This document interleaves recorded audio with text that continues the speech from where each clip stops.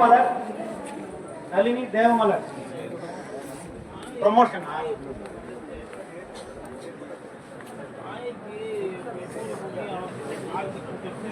பூரணி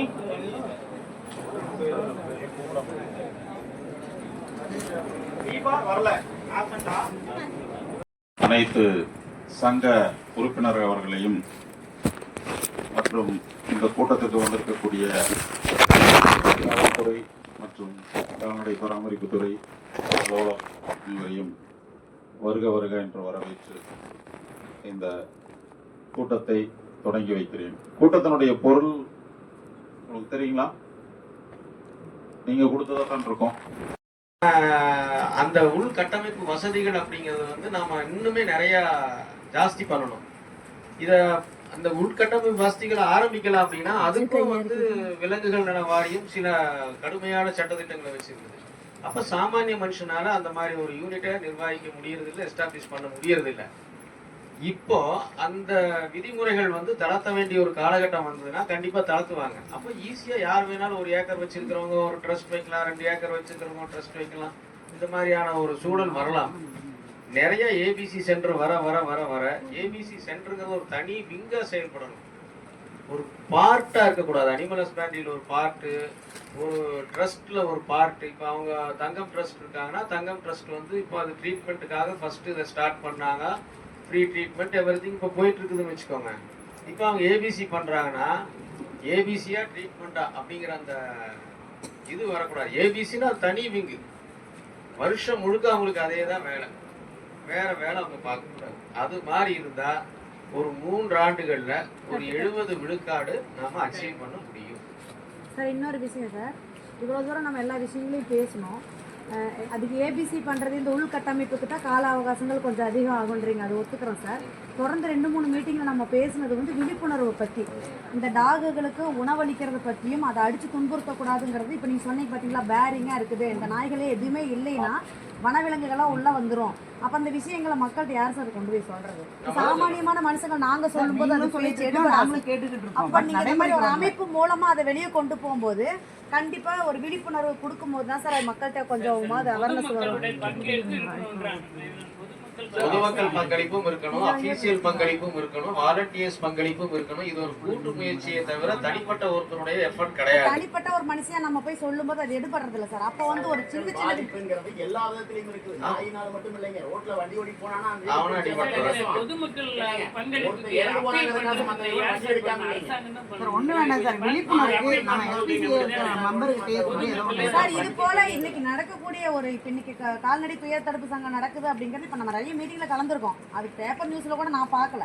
அப்போ இந்த மாதிரியான விஷயங்கள் வருதுங்கிறது ஒவ்வொரு முறையும் இதை பத்தி பேசணும் அப்படிங்கறத மீடியா வரைக்கும் கொண்டு போகணும்ல சார். இப்போ நீங்க சொன்னீங்க பாத்தீங்களா, மற்ற விலங்குகள் எல்லாமே ஓகே தான் சார், எல்லாருக்குமே பராமரிப்பாளர்கள் இருக்காங்க. இந்த நாய்களுக்கு மட்டும்தான் சார் யாருமே பராமரிப்புல தெருவில் சுத்திட்டு இருக்குது. அதை கண்ட்ரோல் பண்றது பெரிய சவாலா இருக்குங்கும் போது இப்ப இருந்து 10 வருஷம் முயற்சி பண்ணாத சார் உலக 70% குறைக்க முடியாது எங்களால தெரியுது சார். எங்களுக்கு அது வந்து தெரியாம இல்லை. ஆனா இந்த பிள்ளைகளுக்கோட எதிர்காலம், அதாவது உணவு தேவையை கொஞ்சம் கொடுக்கணும். அடிச்சு துன்புறுத்துறாங்க இல்லையா, அப்போ அதோட முக்கியத்துவத்தையும் நம்ம மக்கள்கிட்ட தெரியப்படுத்தணும்னா கண்டிப்பா மீடியா வரைக்கும் அரசு தான் சார் எடுத்துட்டு போகணும். தன்னார்வலர்கள் நாங்க தயாரா இருக்கோம் சார் மீடியாவுக்கு சப்போர்ட் பண்றதுக்கு, எஸ்பிசிஏக்கு. அந்த மாதிரி ஒரு 30 வருஷத்துக்கு முன்னாடி சார் பேங்கிங் நீங்க பாத்தீங்கன்னா பெரிய ஆள் தான் போவோம். அப்போ கவர்மெண்ட் என்ன பண்ணி தெரியுங்களா, பப்ளிக் இன்க்ளூஷன் அதில் வரணும் இருக்கா, மன்மோகன் சிங் பெரிய நல்லா பெருசாக பண்ணி இப்போ எல்லாருமே எல்லா ஜனங்களும் பேங்க்குள்ள வராங்க. அந்த மாதிரி இந்த நாய் பிராணிகள் தடுப்பா பப்ளிக் இன்க்ளூஷன் வந்தது. அதே எனக்கு சொல்கிறாங்க. அதுக்கு நீங்கள் கவர்மெண்ட் இல்லை இது பண்ணுறதே பப்ளிக் தானுங்க. இல்லை நம்ம சரி நம்ம சார் அந்த பப்ளிக்கு நாங்க கொண்டு உள்ளாட்சி அமைப்புகள்னா இதுக்கு வந்து முழுமையான அதிகாரம் பெற்றது. சார் காவல்துறை சார்பில் ஒரு கேள்வி சார்.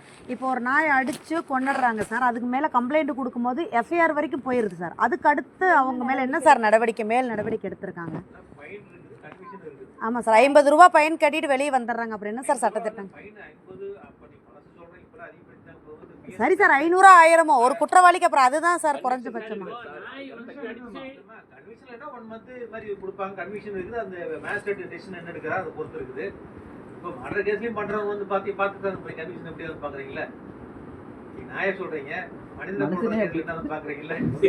சட்டத்திட்டங்கள் தான் சார் சரியா இல்லை. ஏதாவது ஒரு வாலண்டியர்ஸ் போய் அந்த மாதிரி உணவுகள் அந்தந்த பகுதியில் நம்ம கரெக்டா கொடுத்துட்டு வரும்போது அதுக்கெல்லாம் அமைதியா சாப்பிட்டு ஒரு ஓரத்துல படுத்துக்கும். அப்ப ஏபிசி ஒரு பக்கம் பண்ணிக்கிட்டே இருக்கும், ஒரு பக்கம் இதை பண்ணும்போது விவசாயிகளோட பிரச்சனைகளும் தீரும். இதுக்கு எல்லாத்துக்குமே நாங்க போய் பேசினா இவங்க யாரோ பேசிட்டு இருக்காங்கன்னு சொல்லுவாங்க. அமைப்பு சார்பில் சொல்லும்போது சோசியல் மீடியா, டிவி சேனல் எல்லாமே டெலிகாஸ்ட் ஆகுது சார். புரியுதுமா?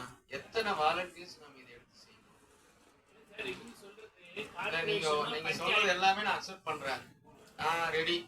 போய் ஒரு ஹோட்டல்ல போய் யாராவது இப்ப மீன் போறதா எனக்கு கொடுங்கன்னு சொல்லி வாங்கிட்டு வந்து போடுற அளவுக்கு எத்தனை நம்ம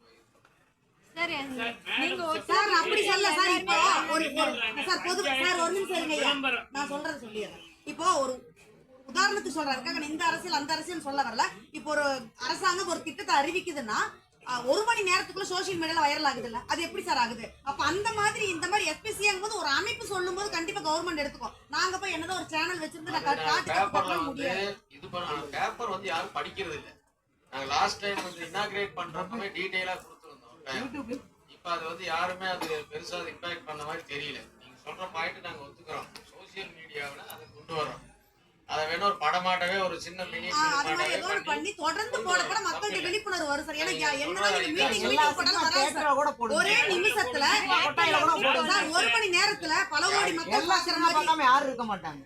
1 மணி நேரத்துல பல லட்சம் பேர்கள் பார்க்கக்கூடிய ஒரு சோசியல் மீடியால நம்ம வைரல் பண்ண என்ன ஆகும்னா, அந்த நாட்டு நாய்களை ஊக்குவிக்கணும் ஒரு பக்கம், இதோட உணவு தேவையும் கொண்டு வரணும். மக்கள் எஸ்பிசிஏ மெம்பர்ஸ் வச்சு ஒரு குறும்படம் எடுக்கலாம். நாய்களோட இனப்பெருக்கத்தையும் கட்டுப்படுத்தலாம், அதோட உணவு தேவையும் பார்த்தா விவசாயிகளோட பிரச்சனையை தீர்க்கலாம் சார். இதுதான் என்னோட சொல்ற பாயிண்ட். நல்ல பாயிண்ட். அந்த ஃபீச்சர்ல வந்து நாம வந்து இத சோசியல் மீடியாவுல வைரல் ஆகும். கண்டிப்பா சேர்க்க வேண்டிய இடத்துல சேருங்க சார். கண்டிப்பா ஒரு சின்ன முயற்சி எடுத்தாலே போதும் சார். கண்டிப்பா நாங்க எல்லாருமே முழு பாதி புரிஞ்சுட்டாங்கம்மா. அதான் நான் என்ன சொல்றேன்னா, கொஞ்சம் அந்த லோன்லியா இருக்குது, அந்த ஊரு கிரோச்சன் கிடக்குது. நைட் 8 மணி ஆச்சுன்னா 10 மணிக்கு மேல இவனும் தண்ணி போட்டு அந்த பக்கம் போக முடியாது. நீங்க சொன்ன மாதிரி சார், அடி மேல் அடி வைத்தால் அம்மையும் நல்லதுன்னு சொன்னீங்க இல்லையா? அதே மாதிரிதான் சார் ஒவ்வொருத்தரும் செய்ய மக்களுக்கு விழிப்புணர்வு. உணவு வச்சாலே போதும் சார். அதாவது தெருவில் இருக்கிற நாய்களுக்கு உணவு வச்சாலே போதும். நீங்க சொன்னீங்க பாருங்களா, கார் ஏறி இறங்குது. இதே ஒரு குழந்தை அறியாம உட்காந்துருக்கு, அது ஆமா சார், ஒரு குழந்தை மேல ஏறி இருந்தா அது மேல சட்டமும் தெரியல. அப்ப அது மனித உயிர், இது விலங்கின உயிர்ன்றது ஒரு அற்பமான எண்ணம் தானே சார். அதுதான் சொல்றேன், இந்த விலங்குகளை துன்புறுத்தினாலும் உங்களுக்கு சட்டம் பாயுன்ற ஒரு பயம் இருந்தா மட்டும்தான் அதை துன்புறுத்த மாட்டான். அதுக்கு பார்க்கணுன்ற எண்ணம் வரும். அதுதான் சார் நம்ம சொல்ல விரும்பல. அவன் பக்கத்துலயே போக முடியாத ஒரு மனுஷன். நம்ம ஈஸியா சொல்லலாம், நல்ல சாமானியம் தான். என்னதான் சார் நீங்க என்ன வேணா ஏபி சென்டர் வைங்க சார். நான் கேட்கற ஒரே ரெக்வஸ்ட், விழிப்புணர்வு தயவுசெய்து எஸ்பிஎஸ் சார்பில் கொடுங்க சார். அதுக்காக நாங்க எல்லாம் முழு ஒத்துழைப்பு தரோம். அதை பண்ணனாலே பெரும்பாலான பிரச்சனை தீர்ந்துரும் சார். இதனுடைய கருத்து போதுமா, அதை நோக்கி தான் நம்ம போயிட்டு இருக்கீங்க. எஸ்பிசிங்கிறது இப்ப நம்ம வந்து ஒரு எலெக்ஷன் கண்டக்ட் பண்ணி ஒரு அமைப்பு இருந்தது ஒரு பெரிய ஒரு வெற்றி தான். உண்மைதான்.